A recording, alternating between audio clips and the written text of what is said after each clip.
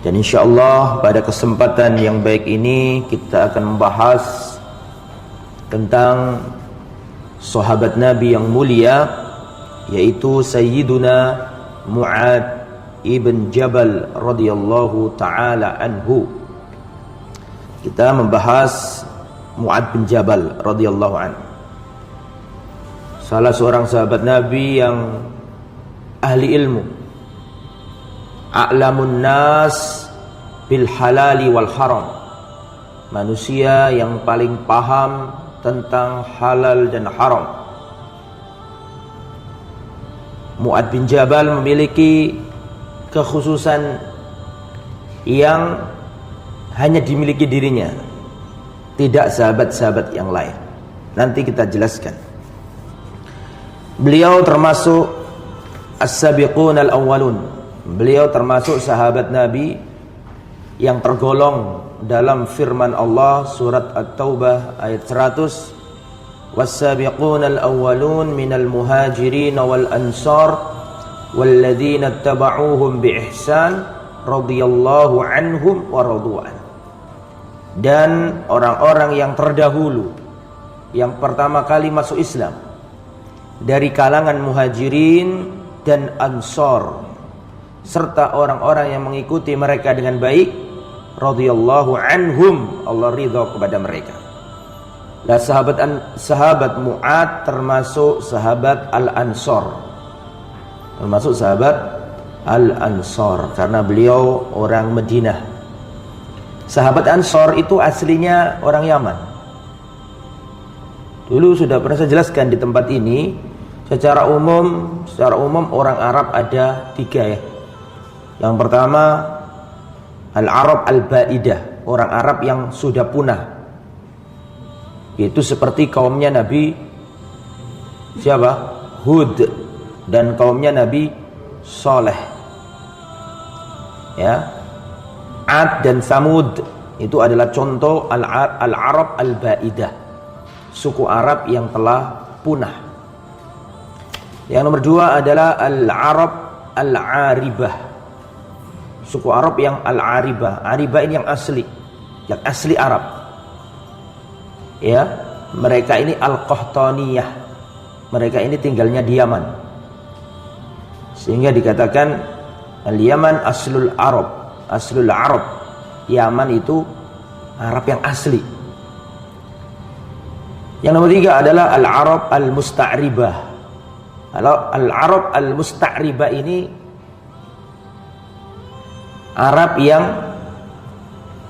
keturunannya Nabi Ismail. Nabi Ibrahim punya perempuan, istri namanya Siti Hajar. Ibrahim bukan Arab, Hajar juga bukan Arab, punya anak Nabi Ismail. Lah, Nabi Ismail ini nikah sama wanita Arab, Jurhumiyah. Turun-turun punya anak namanya Adnan. Adnan turun-turun punya anak namanya Quraisy. Lah, dari suku Quraisy inilah ada Bani Hashim. Ini tempatnya di Mekah. Quraisy itu tempatnya di Mekah. Nah, nanti di Yaman itu terjadi banjir bandang yang dahsyat sehingga Saddu Ma'rib, bendungan Ma'rib di Yaman jebol. Maka penduduk asli Yaman hijrah. Salah satu yang hijrah itu ke Madinah. Dulu namanya apa? Yathrib. Lah, dari situlah turun-temurun para sahabat Ansor. Jadi sahabat Ansor itu dari Arab yang jalur Yaman. Kalau sahabat Muhajirin Quraisy, ya, atau kebanyakan Muhajirin, karena tidak semua Muhajirin Quraisy, tapi kebanyakan Muhajirin adalah orang-orang Quraisy. Itu dari Arab yang apa tadi? Yang Al-Musta'ribah, yang jalurnya Nabi Ismail alaihissalam. Taib, lah Mu'ad bin Jabal ini sahabat Ansor, masuk dalam kategori surat At-Taubah ayat 100. Apa saja atau siapa Mu'ad bin Jabal ini? Mu'ad bin Jabal adalah, saya bacakan siapa beliau. Beliau adalah Mu'ad ibn Jabal. Mu'ad putra dari Jabal ibn Amr bin Aus Al-Ansari. Nah, beliau termasuk sahabat Ansor. Sehingga beliau termasuk yang dipuji Allah dan distempel keridhaan. Seperti surat At-Taubah ayat berapa tadi? 100. Allah katakan Allah ridha kepada mereka karena beliau ini Al-Ansari. Kemudian beliau ini Al-Khazraji, dari suku apa? Khazraj. Kita tahu di Yathrib yang nantinya berubah nama menjadi Al-Madinah Nabawiyah, itu dulu ada suku Ansor besar, yaitu Aus dan Khazraj. Di antara Aus dan Khazraj ini mana yang lebih besar? Ausnya apa Khazrajnya? Khazraj yang lebih besar. Lah, Mu'ad bin Jabal ini Al-Khazraji, dari suku Khazraj. Al-Madaniyi, tinggal di kota Al-Madinah. Jadi Mu'ad bin Jabal ini tinggal di kota Madinah. Di dalam Islam itu ada dua tanah haram ya jamaah. Di dalam Islam ada dua tanah haram. Tanah haram yang pertama adalah Haram Al-Makki, Mekah. Itu menjadi tanah haram melalui lisannya Nabi Ibrahim alaihissalam. Kota haram yang kedua adalah Al-Haram Al-Madani, yaitu kota Madinah. Dan kota Madinah menjadi kota haram melalui lisannya siapa? Rasulullah Muhammad SAW. Dan tidak ada Haram Al-Thalith, tidak ada tanah haram yang ketiga. Sebagian orang mengatakan bahwa Baitul Maqdis adalah tanah suci atau maaf, tanah haram yang ketiga, tapi tidak. Naam sahih, Baitul Maqdis Palestina tanah suci, tanah mulia, tanah diberkati, tapi bukan tanah haram. Karena kalau disebutkan tanah haram itu berarti ada hukum-hukum khusus. Tidak boleh menebang pohon, kan gitu kan? Tidak boleh membunuh apa? Hewan.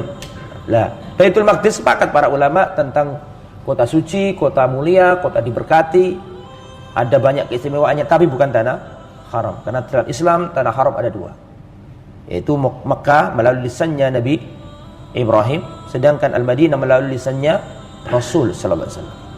Makanya kan Al-Haramain, dua tanah haram. Al-Badri, Mu'ad bin Jabal pernah ikut perang Badar. Dan orang yang pernah ikut perang Badar dijamin masuk surga.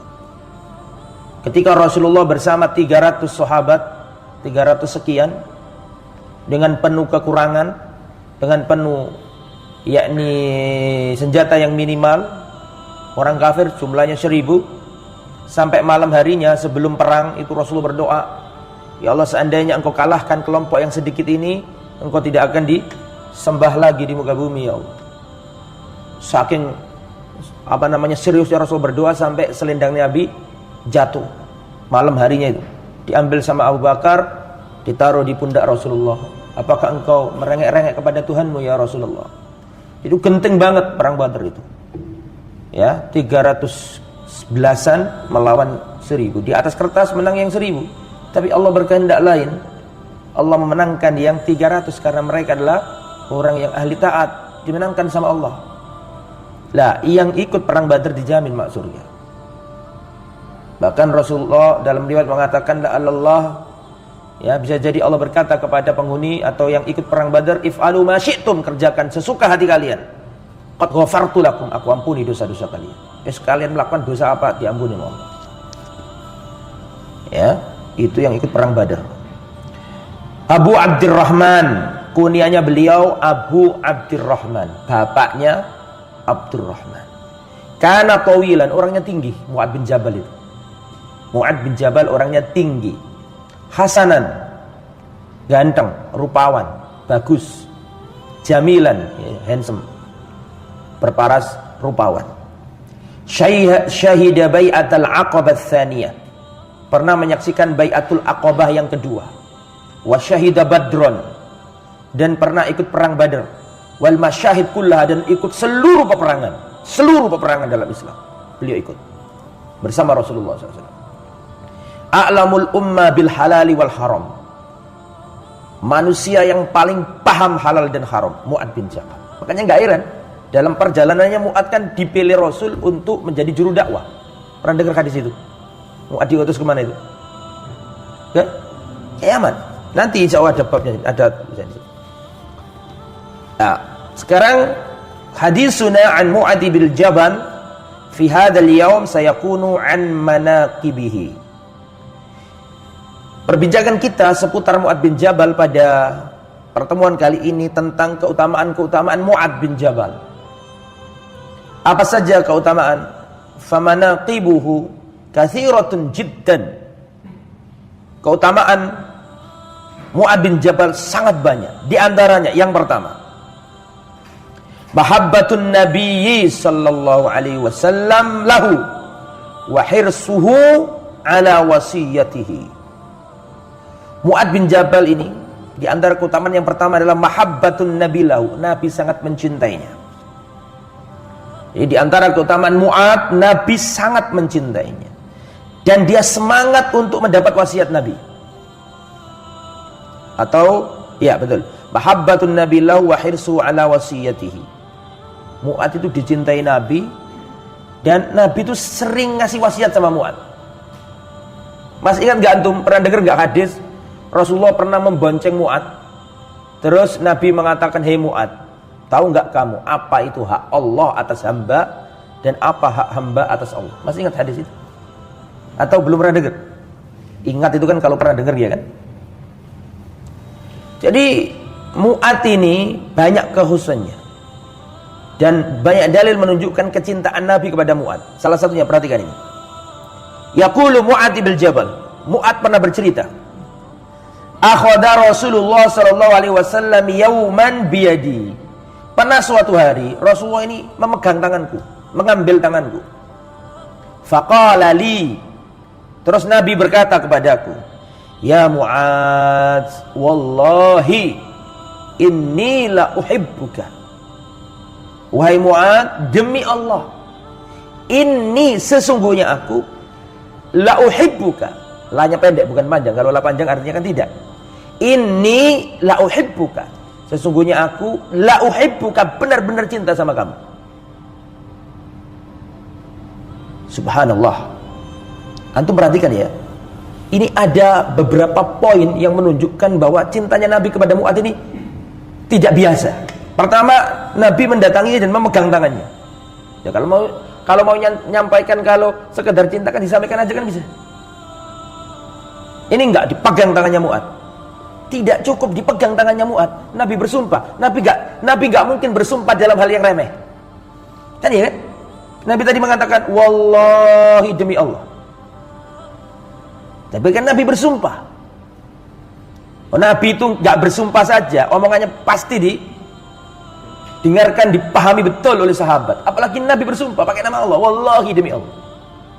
Tidak cukup itu, Nabi pakai harfu taukid.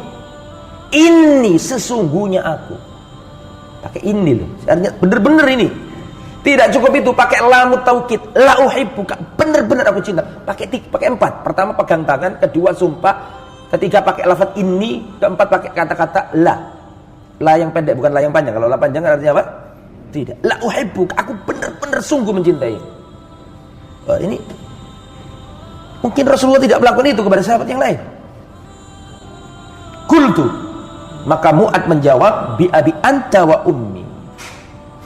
Ya, demi bapak dan ibuku. Ini bukan sumpah ya, ini orang Arab ngomong gitu biasa. Wallahi, demi Allah ya Rasulullah, inilah uhibbuka, sesungguhnya aku pun benar-benar mencintaimu. Setelah itu Rasulullah berkata, ya Mu'adz, inni usika. Wahai Mu'adz, aku berwasiat kepadamu. Berarti kan tadi kan sesuai dengan judulnya. Rasulullah itu sangat cinta Mu'adz dan Rasulullah senang ngasih wasiat kepada Mu'adz. Orang kalau ngasih nasihat itu nggak mungkin kecuali orang yang cinta. Karena orang yang benci itu nggak mungkin dikasih nasihat.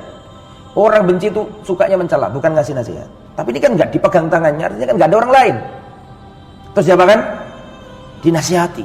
Nasihat itu tanda cinta, sedangkan celaan tanda benci. Bedanya nasihat sama celaan, kalau nasihat itu ya cuma 2 orang gini. Tapi kalau celaan di depan umum. Baik. Ya Mu'adz, inni usika. Wahai Mu'adz, sesungguhnya aku ingin berwasiat kepadamu. Berwasiat maksudnya menasihatimu. La tad'anna an taqula dubura kulli salatin. Wahai Mu'adz, jangan sesekali kamu tinggalkan di penghujung salat kamu berkata Allahumma a'inni ala dzikrika wa syukrika wa husni ibadatika. Pernah dengar kan hadis itu? Dan itu harus kita baca kan, Allahumma ini. Dubur, apa artinya dubur? Jangan pernah kamu tinggalkan fi duburi sholat, dalam duburnya sholat. Apa artinya dubur? Duburnya manusia, paham antum? Apa duburnya manusia? Kan bagian belakang itu kan? Itu bagian dari manusia apa enggak? Bagian, belum lepas kan? Sehingga para ulama khilaf pendapat masalah dubur sholat itu. Ada yang mengatakan sebelum apa? Sebelum salam. Ada yang mengatakan setelah salam. Khilaf para ulama. Karena kata-kata dubur itu kan bagian dari, masih belum terpisah kan? Nah, ini sih ada khilaf. Ada yang mengatakan sebelum salam, ada yang mengatakan apa? Tapi masalahnya bukan itu. Masalahnya adalah kita harus berdoa dengan doa itu kan. Pakai ini boleh, pakai itu boleh. Setelah sholat boleh. Misalnya setelah wirid, ya kan? Setelah wirid, setelah baca tasbih, istighfar dulu 3 kali, terus baca tasbih 3 kali, alhamdulillah 3 kali, Allahu akbar 3 kali, terus la ilaha illallah wahdahu la syarikalah. Nanti diselipin doa ini. Ya, tapi saya juga pernah dengarkan orang, sering orang itu saya dengarkan, kalau salam assalamualaikum warahmatullahi, assalamualaikum warahmatullahi, terus dia langsung baca Allahumma inni ala dzikrika wa syukrika wa husni ibadatika. Nah, kok aneh, kok enggak bisa kita kan astagfirullah dulu ya kan 3 kali. Tapi ketika ada hadis ini ya kita enggak berani nyalakan juga. Ya memang ada hadisnya. Ya, wahai Mu'adz, jangan pernah kamu tinggalkan di duburnya sholat. Nah, nanti ada khilaf tadi, ada yang mengatakan setelah salam, ada yang mengatakan apa? Sebelum salam. Yaitu ucapan Allahumma a'inni ala dzikrika wa syukrika wa husni ibadatika. Ya Allah, tolonglah aku agar aku mengingatmu, bersyukur kepadamu, dan aku membagusi ibadahku kepadamu. Nah, ini menunjukkan bagaimana cintanya Nabi kepada Mu'adz. Dan kita dianjurkan kalau senang sama orang itu disampaikan kalau kita senang. Ya, ada seorang sahabat Nabi berkata, ya Rasulullah, aku senang sama orang itu. Kalau kamu senang sama dia, sampaikan kepadanya bahwa kamu cinta sama dia. Dan ini sudah dipraktekkan Rasul kalau senang sama orang, diparani orangnya. Inilah uhibbuka. Wallahi aku cinta sama kamu. Aku senang sama kamu. Ya, ini menunjukkan akhlaknya Rasulullah dan beliau ngasih nasihat. Dan Mu'adz ini termasuk yang sering dikasih wasiat sama Nabi. Ya, kalau antum belajar kitab Tauhid karya Syekh Muhammad bin Abdul Wahhab yang sering kita kajikan itu, nggak tahu di majelis ini ada nggak kitab di masjid ini kajian kitab Tauhid, harus ada kajian kitab Tauhid itu. Kalaupun sudah diulangi lagi supaya tetap. Ya. Di antara di dalam kitab Tauhid itu dicantumkan sebuah hadis Mu'adz nih. Mu'adz ini pernah dibonceng Rasulullah. Rasulullah bonceng orang itu nggak sembarangan. Di sini kan dikatakan inni uhibbuka, aku cinta sama kamu. Rasulullah nggak mungkin cinta kejelekan. Yang dicintai Nabi pasti baik-baik. Dan kita wajib mencintai apa yang dicintai Nabi. Nabi mencintai Aisyah, Syiah membenci Syiah, maka dia nggak cinta Nabi. Karena di antara bukti cinta kita ke Nabi, kita cintai apa yang dicintai Nabi. Nabi mencintai Mu'adz, kita wajib cinta Mu'adz. Ya. Pernah suatu ketika Rasulullah membonceng Mu'adz bin Jabal di atas keledai beliau. Keledai beliau namanya Ufair. Jadi Rasulullah punya keledai, dinaiki kemana-mana, keledainya itu dikasih nama Ufair. Dan memang termasuk sunnah yang dibolehkan memberi nama hewan. Rasulullah punya unta namanya apa? Nggak ada unta dul-dul itu. Untanya Nabi namanya Aswa. Kemudian beghalnya Nabi namanya Duldul. Khimarnya Nabi namanya apa tadi? Mufair. Sama para sahabat juga, Khalid bin Walid punya kuda, ada namanya. Apa keutamaan, apa sih manfaat dikasih nama itu? Ya, salah satunya itu kalau misal dia punya hewan beberapa, makin untuk memudahkan klasifikasi. Tolong ambilkan namanya disebut. Karena misal punya kuda banyak gitu kan, dikasih nama. Tolong ambilkan, dikasih nama, sehingga dengan nama itu mudah untuk mengidentifikasi. Oke. Rasulullah pernah membonceng Mu'adz bin Jabal di atas keledainya yang bernama Ufair. Di tengah jalan Rasulullah berkata, "Ya Mu'adz, hal tadri atau atadri ma haqqullah 'alal ibad?" Wahai Mu'adz, tahu enggak kamu itu apa hak Allah atas hamba dan apa hak hamba atas Allah. Dijawab sama Mu'adz, Allahu wa rasuluhu a'lam. Allah dan Rasulnya yang lebih tahu. Itu tawadhu. Enggak nguminter, enggak mau mendahului Nabi. Ya, Allahu wa rasuluhu a'lam. Allah dan Rasulnya yang lebih tahu. Allah dan Rasulnya yang lebih tahu. Kemudian Rasul berkata, ya Mu'adz, hak Allah atas hamba, Allah harus disembah, tidak boleh disekutukan. Hak hamba atas Allah, Allah tidak mengazab hamba yang tidak melakukan kesyirikan. Pokoknya selagi gak ngelakoni syirik, pasti ditolong Allah. Itu janjinya Allah. Pokoknya gak ngelakoni kesyirikan, pasti ditolong Allah. Mu'adz ini seneng. Saking senengnya Mu'adz ngomong sama Nabi, ya Rasulullah, afala ubasyiru bihin nas. Ya Rasulullah, ini kan kabar gembira, boleh gak saya ceritakan ke orang-orang tentang keutamaan tauhid ini loh. Selama orang bertauhid, meskipun melakukan kesalahan, diampuni Allah. Dan kalaupun masuk neraka tidak kekal, kan gitu kan. Orang yang bertauhid kan gak kekal di neraka. Seneng Mu'adz ini, ya Rasulullah, boleh gak saya ceritakan berita ini ke orang-orang? Kata Nabi apa? La ojo, jangan. Jangan diceritakan ke orang-orang. Fayattakilu, nanti mereka itu jaga no, bersandar. Wis gak apa-apa, wis yang penting tauhid kan gitu kan. Jangan. Nah, ketika Rasul mengatakan, lah, jangan. Berarti kan Rasulullah ingin ilmu ini hanya sampai ke Mu'adz. Nggak ingin sampai yang jangan. Karena yang lain baru-baru masuk Islam, khawatir nanti meremehkan kan gitu kan. Lah nanti zaman berlalu, Rasulullah sudah wafat, ketika Mu'adz melihat sahabat sudah agamanya bagus, sudah ngerti maksudnya, baru diceritakan Mu'adz sampai ke kita ini. Tapi pertama kali nggak boleh diceritakan. Lah, jangan diceritakan ke orang lain. Pertama, berarti Rasulullah mengkhususkan ilmu untuk seseorang tanpa orang lain. Kan gitu ceritanya. Berarti Rasulullah menganggap Mu'adz yang lebih dewasa daripada yang lain pada waktu itu.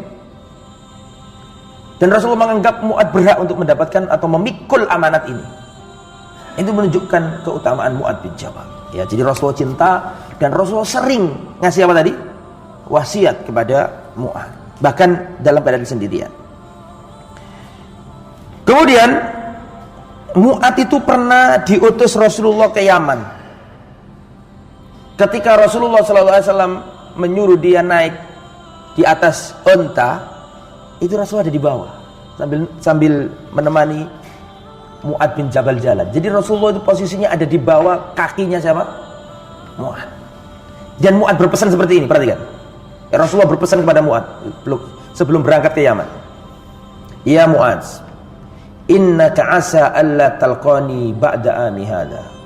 Wahai Mu'adz, bisa jadi engkau tidak melihatku lagi setelah tahun ini. Itu Mu'adz ada di mana tadi? Di atas untanya. Rasulullah di bawah, pikir kakinya Mu'adz ada di bawah. Itu enggak mungkin kalau Rasulullah enggak cinta sama dia. Ya Mu'adz, innaka asa an talqani ba'da ami hadha. Bisa jadi setelah tahun ini kau enggak menjumpai aku lagi, wahai Mu'adz.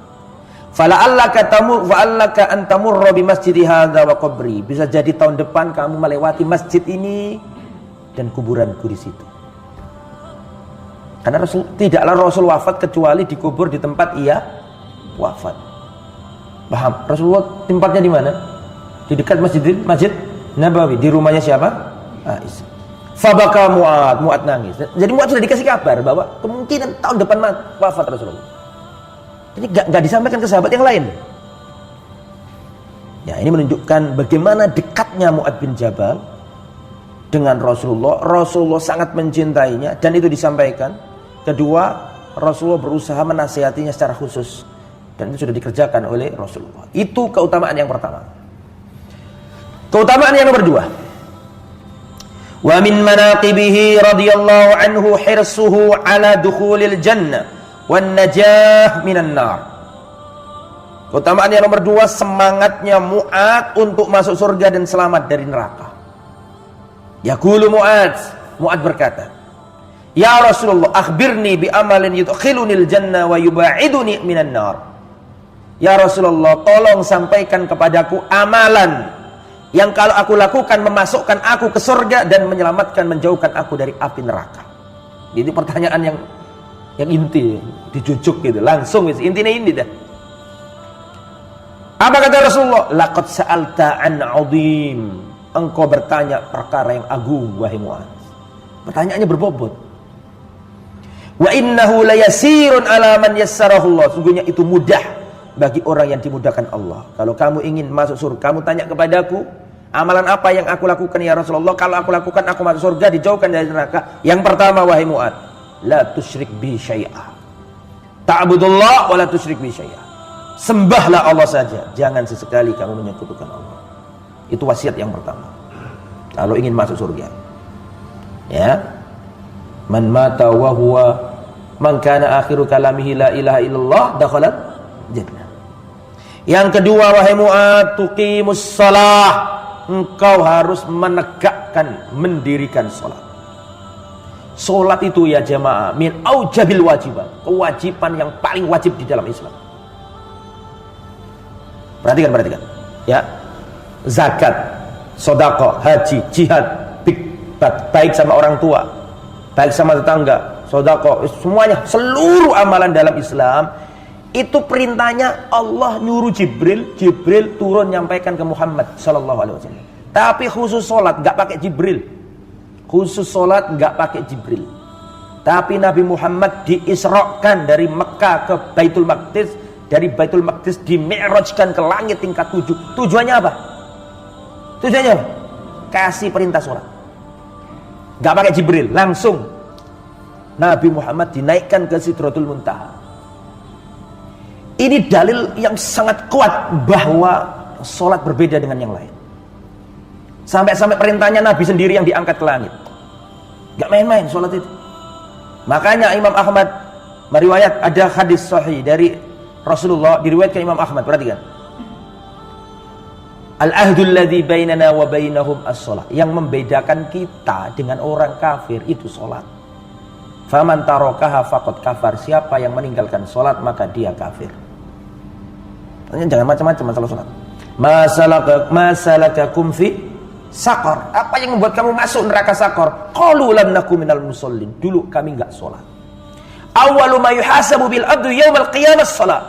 Yang pertama kali dihisab pada hari kiamat sholat. Ya, sholat. Lalu bagaimana orang yang meninggalkan sholat, Ustaz? Orang meninggalkan sholat itu ada perinciannya. Silakan dicatat, dipahami betul. Orang yang meninggalkan sholat itu ada perincian. Perincian yang pertama, orang yang meninggalkan sholat karena mengingkari kewajiban sholat. Ada orang yang KTP-nya Islam, dia nggak sholat. Ketika ditanya, kenapa nggak sholat? Untuk apa sholat? Wajib sholat itu. Ngapain sholat-sholat? Saya dari dulu sholat nggak kaya-kaya. Ada lah orang kayak gitu. Apa sholat? Katbin aku gak sholat. Aku pengen sholat gak sugi-sugi. Mengingkari gitu, enggak sholat, enggak mau, enggak mengingkari kewajiban sholat, mengingkari bahwa sholat itu wajib, enggak mau. Kalau orang itu meninggalkan sholat karena mengingkari kewajiban sholat seperti yang pertama tadi itu, maka sepakat para ulama murtad kafir. Sepakat, tidak ada perbedaan. Kalau sampai dia apa tadi? Sepakat para ulama orang ini murtad kafir. Mau Imam Abu Hanifah, mau imam yang lain, kalau mengingkari itu ya, Imam Maliki, Imam Syafi'i, Imam Ahmad sepakat kalau mengingkari murtad kafir. Hukumannya bagaimana Ustaz? Disuruh tobat. Kalau tobat alhamdulillah. Kalau nggak tobat dihukum bunuh. Tidak boleh disolati, tidak boleh dikubur di kuburan kaum muslimin, tidak boleh diwarisi hartanya. Berat. Itu kalau apa tadi? Mengingkari. Yang nomor dua, tidak mengingkari. Ada orang yang meninggalkan sholat bukan karena mengingkari, tapi karena malas. Kenapa? Lapo awakmu gak sholat itu? Kenapa kamu gak sholat? Iya Ustaz, saya tahu sholat itu wajib. Saya akui sholat itu wajib. Dan saya juga ngerti, saya juga sadar kalau saya ini berdosa. Tapi gimana Ustaz? Saya itu malas orangnya kalau sholat. Malas aku sholat itu. Pertanyaannya ini sama gak dengan yang pertama? Enggak. Sama gak perincian ini dengan yang pertama? Beda kan? Kalau yang pertama tadi apa? Memang mengingkari. Kalau yang kedua ini nggak mengingkari, iya betul sholat itu wajib, harus. Cuma aku ini malas. Kan berarti ada perbedaannya. Oke. Bagaimana yang nomor dua ini? Khilaf para ulama. Menurut Imam Ahmad bin Hanbal tetap kafir. Imam Ahmad tidak membedakan. Kamu malas apa kamu nggak malas? Kamu mengingkari apa nggak mengingkari urusanmu. Yang penting awakmu nggak pernah sholat. Nek awakmu gak pernah sholat, gak peduli kamu itu ngingkari, malas, gak peduli. Yang penting kamu ninggalkan sholat. Disuruh tobat, gak tobat, hukum bunuh. Tidak boleh disolati, tidak boleh diwarisi, tidak boleh dikubur di kuburan kaum muslimin, tidak boleh didoakan, tidak boleh macam-macam. Hukumnya hukum orang murtad. Adapun pendapat yang nomor 2, dari perincian nomor 2 tadi, Imam Syafi'i, Imam Abu Hanifah dan yang lain-lain mengatakan orang nomor 2 ini selama dia masih meyakini kewajiban sholat, dia nggak sampai kafir. Yang tadi loh, yang nomor 2 tadi loh Pak, yang dia nggak sholat tapi masih meyakini kewajiban sholat tapi dia malas. Menurut pendapat yang nomor 2 ini dia tidak kafir, tapi dia min murtakibil kabiroh, termasuk pelaku dosa besar. Terus bagaimana? Disuruh tobat. Kalau nggak tobat bagaimana? Sama, dibunuh juga. Cuma bedanya setelah dibunuh disolati, dikubur di kuburan kaum muslimin, dan boleh diwarisi hartanya. Paham perbedaannya ya dengan yang pertama? Oke. Jadi sholat bukan main-main. Dosanya berzina luar biasa besarnya. Dosa minuman keras besarnya luar biasa. Tapi kalau dibandingkan meninggalkan sholat jauh lebih besar dosanya.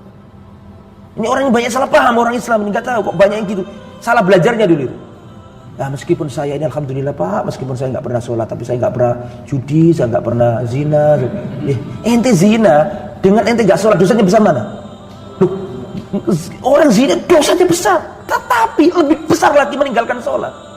Jangankan meninggalkan sholat, uang sholat aja bisa celaka kok. Wailul lil, itu yang sholat loh padahal. Yang sholat yang malas-malas, yang sholat tapi yang nggak tepat, itu celaka. Oh apalagi orang yang nggak sholat. Lebih dahsyat. Tadi ungkapan itu salah. Oh meskipun anak ini tidak pernah sholat, tapi anak ini tidak pernah judi, tidak pernah. Ini keliru. Ini tidak sholat itu lebih besar dosanya. Ya, orang berzina 1000 kali, selama dia ngakuni dirinya berdosa, dia tahu bahwa ini adalah haram, dia berzina bolak-balik karena hawa nafsunya 1000 kali, dia nggak murtad Pak, tetap Islam. Betul apa enggak? Tapi dosanya kuat banget kan gitu kan. Tapi dia nggak pernah sholat, otomatis dia nggak pernah sholat belas. Otomatis apa? Murtad. Karena sholat itu pembeda kita dengan orang kafir. Apa sih kedudukan sholat di dalam Islam? Kan tiangnya agama, betul gak? Sholat imam itu tiangnya agama. Saya mau tanya, masjid ini kalau nggak ada tiangnya, jadi masjid apa enggak? Nggak jadi ambruk. Sama dengan orang KTP-nya Islam tapi nggak pernah sholat. Itu berbahaya, mengancam eksistensi keislaman seseorang. Nah, makanya jangan sampai salah paham. Makanya nomor 2 nih, setelah apa tadi? Yang pertama, kamu bertauhid wahai Mu'ad. Kamu jangan melakukan syirik. Terus kamu harus apa tadi? Nomor 2, menegakkan sholat. Wa tu'tiz zakah. Nomor 3, kerjakanlah zakat. Nah, zakat kalau dijelaskan panjang ya. Ada zakat fitrah, ada zakat mal. Wa tasumar Ramadan. Yang nomor 4, kamu puasa Ramadan. Yang nomor 5, wa tahujjul bait, dan kamu melaksanakan ibadah haji. Ya, ini kan rukun iman ini kalau dijelaskan. Itu ya Mu'ad, kalau kamu kerjakan kamu masuk surga dan kamu dijauhkan dari neraka. Tanya lagi, Rasulullah berkata lagi, ala adulluka ala buwabil khair. Hei Mu'ad, mau enggak kamu saya tunjukkan jalan-jalan kebaikan? Iya ya Rasulullah. As-sawmu junnatun, puasa itu adalah perisai, tameng. Was-sadaqatu tudfi'ul khati'a kama yudfi'ul ma'un nar. Sesungguhnya sedekah itu bisa memadamkan kesalahan, menghapus kesalahan seperti air menghapuskan bara api atau menghapuskan atau memadamkan api. Wa sholatur rajuli min jawfil lail, dan salatnya manusia di tengah malam. Kemudian Rasulullah berkata, maukah kamu saya tunjukkan wahai Mu'ad, bi ra'sil amri, kepala dari segala urusan, wa amuduhu, dan tiangnya, wa dirwatu sanami, dan puncak tinggi ajarannya. Bala ya Rasulullah, iya ya Rasulullah saya mau. Ra'sul Islam, Ra'sul Amri al-Islam, perkara atau kepala dari semua perkara adalah Islam. Wa amuduhu, dan tiangnya Islam itu sholat. Wa dirwatu sanami, dan puncak tertinggi adalah jihad. Kemudian Nabi berkata, ini tadi yang dikatakan Rasul semangat ngasih nasihat Mu'ad. Mu'ad gak tanya, malah dikasih ilmu. Saking sayangnya Nabi. Ala ukhbiruka bimalaki dzalika kullu qultu bala ya Rasulullah. Maukah kamu saya tunjukkan sesuatu yang seperti lebih baik atau sesuatu yang seperti tadi yang saya sebutkan tadi itu? Kata Rasulullah, fa akhadha bil, Rasulullah memegang lisannya. Kuf alaika hada, hati-hati dengan ini wahai Mu'ad. Maksudnya adalah lisannya. Ya Rasulullah, apakah kami akan diadab gara-gara lisan? Apa kata Rasulullah? Celaka kau Mu'ad. Maksudnya ini bukan celaka doa jelek ya, itu omongan saja. Sakalat ka ummuka wa hal yakubban nas fin nari ala wujum illa hasaidu alsinatim. Wahai Mu'adz, tidaklah orang dicelungkupkan ke neraka kecuali karena ulah lisan-lisannya. Jadi jangan dianggap remeh lisan ini. Keutamaan yang nomor 3, wa min manaqibihi ilmuhu bil kitabi was sunnah wal halali wal haram. Keutamaan nomor 3, Mu'adz adalah manusia yang paling paham dengan kitab dan sunnah, paling paham halal dan haram. Rasulullah pernah berkata, arhamu ummati bi ummati Abu Bakar. Orang yang paling penyayang terhadap umatku adalah Abu Bakar, paling penyayang. Wa asyiddahum fil amri la amr. Dan orang yang paling tegas adalah Umar. Wa asdaquhum hayaan. Dan yang paling pemalu adalah siapa? Utsman. Wa aqra'uhum li kitabillah. Dan yang paling bagus bacaan Qur'annya Ubay bin Ka'ab. Wa afraduhum Zaid bin Thabit. Zaid bin Thabit yang paling apa? Masalah Quran juga. Wa a'lamuhum bil halali wal haram Mu'adz ibn Jabal. Dan umatku yang paling paham halal haram, ngerti hukum-hukum, Mu'adz bin Jabal. Walikulli ummatin aminun. Dan setiap umat memiliki orang kepercayaan. Wa aminu hadhil ummah. Dan manusia yang paling terpercaya di umatku adalah Abu Ubaidah ibnul Jarrah. Abu Ubaidah ibnul Jarrah. Makanya Mu'adz ketika hampir wafat kan ditanya sama sahabat, siapa yang akan menjadi khalifah penggantimu? Kata Umar, seandainya Abu Ubaidah ibnul Jarrah masih hidup, langsung aku tunjuk hidung dia jadi khalifah. Karena aku pernah mendengar Rasulullah berkata, manusia yang paling terpercaya dari umatku adalah siapa? Abu Ubaidah bin Jarrah. Qala, Rasulullah juga pernah berkata, istaqri'ul Qur'ana min arba'ah. Belajarlah Al-Qur'an, minta dibacakan Al-Qur'an dari 4 orang. Abdullah bin Mas'ud, Salim maula Abi Hudzaifah, Ubay bin Ka'ab, dan Mu'adz bin Jabal. Nah, ini menunjukkan keutamaan Mu'adz karena Mu'adz orang yang paling paham halal dan haram.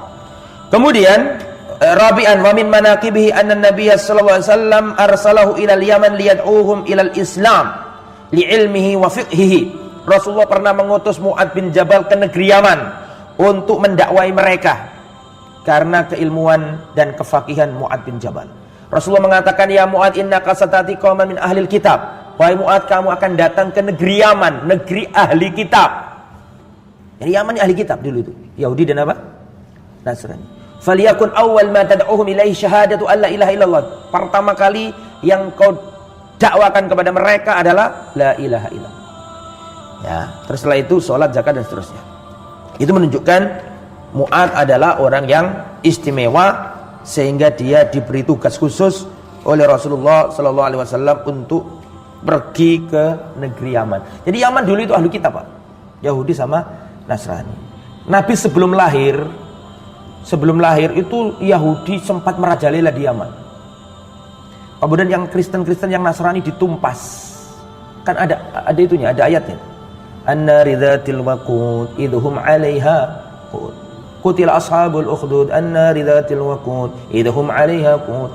Itu kan cerita tentang ashabul ukhdud. Dulu di Yaman itu orang-orang yang beriman kepada Allah, belum ada Islam pada waktu itu. Orang-orang yang beriman kepada Allah dibuatkan apa? Parit besar. Disuruh murtad. Kalau nggak mau murtad maka dicemplungkan ke parit yang ada api menyala-nyala. Terus ada perempuan bawa anak bayinya itu. Pernah dengar kisah itu? Anaknya itu ragu-ragu, nggak tega sama ibunya, ragu-ragu nggak tega sama bayinya ini. Karena bayinya masih merah kan gitu kan. Bayinya mengatakan, ya umma isbiri fa innaki alal haq. Wahai ibunda, sabarlah, kamu di atas kebenaran. Terus nyemplung. Nah, itu dalam riwayat dikatakan yang terbunuh itu orang Nasrani. Zaman dulu maksudnya, pengikut Nabi Isa dibunuhi. Siapa yang bunuhi? Orang Yahudi. Lah kemudian Kaisar Romawi, bukan Kaisar Romawi yang sezaman sama Nabi, sebelumnya, Nabi belum lahir ini. Kaisar Romawi itu ngerti bahwa orang Nasrani dibunuhi di Yaman. Akhirnya Kaisar Romawi mau ngirim pasukan. Romawi kan pada waktu itu ada di Syam, kejauhan kalau ke Yaman. Syam ujung utara, Yaman ujung selatan, dan medannya padang pasir.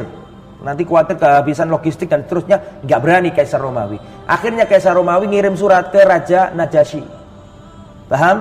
Najasyi ini kan Afrika, betul? Najasyi kan Habasya. Nah, Najasyi itu agamanya apa? Kan Kristen. Ini bukan Najasyi yang hidup sezaman sama Nabi. Ini Nabi belum lahir. Habasa dikirimi karena Habasa itu agamanya Kristen. Agamanya adalah Nasrani. Maka Kaisar Romawi mengatakan, wahai Raja Najasyi, segera kamu kirim pasukan untuk nyebrang melewati Laut Merah. Kan gitu kan? Antara Afrika sama Yaman kan ada Laut Merah. untuk pergi ke Yaman membawa pasukan untuk menumpas orang Yahudi yang telah membunuhi umat kita. Umat apa tadi? Nasrani. Maka diutuslah pasukan besar dari negeri Afrika, hitam-hitam, keriting, keribu, ya, untuk menyeberang ke Yaman. Lah di antara jenderalnya namanya Abroha. Abroha berhasil mengendalikan Yaman, Yahudi ditumpasi habis, mati entek. Setelah itu ya Yaman menjadi agama apa tadi? Nasrani. Ya, dipimpin Abroha tadi itu di Najron. Ya, Najron sekarang jadi Saudi. Nah, kemudian Abroha ini melihat loh, orang-orang Arab ini kok suka ke Mekah haji, mengagungkan Ka'bah. Maka membuat propaganda supaya orang Arab ini nggak mau ke Ka'bah lagi. Dia membuat di Yaman gereja besar namanya Al-Qulais. Dikasih lapisan emas supaya orang Arab nggak jadi kemana? Ke Ka'bah, maunya kemana? Ke Yaman. Ternyata orang Arab gak seneng, datang malam-malam dikotori, dibuangi kotoran. Pagi-pagi lihat, oh marah dia. Maka disiapkan pasukan besar, tentara bergajah menyerang Ka'bah. Nah itu asal usulnya di situ. Akhirnya Abroha menyerang Ka'bah. Di tengah perjalanan turun, alam tara kaifa fa'ala rabbuka bi ashabil fil. Allah turunkan, Allah utus burung-burung yang berbondong-bondong menjatuhkan batu dari neraka sehingga mereka lubang-lubang habis. Jadi tentara salib pertama ini Abroha ini. Abroha itu agamanya apa? Nasrani, dan orangnya orang Afrika. Nah makanya Mu'ad disuruh, wahai Mu'ad, kamu akan datang ke negeri Yaman, penduduknya ahli kitab Yahudi dan Nasrani.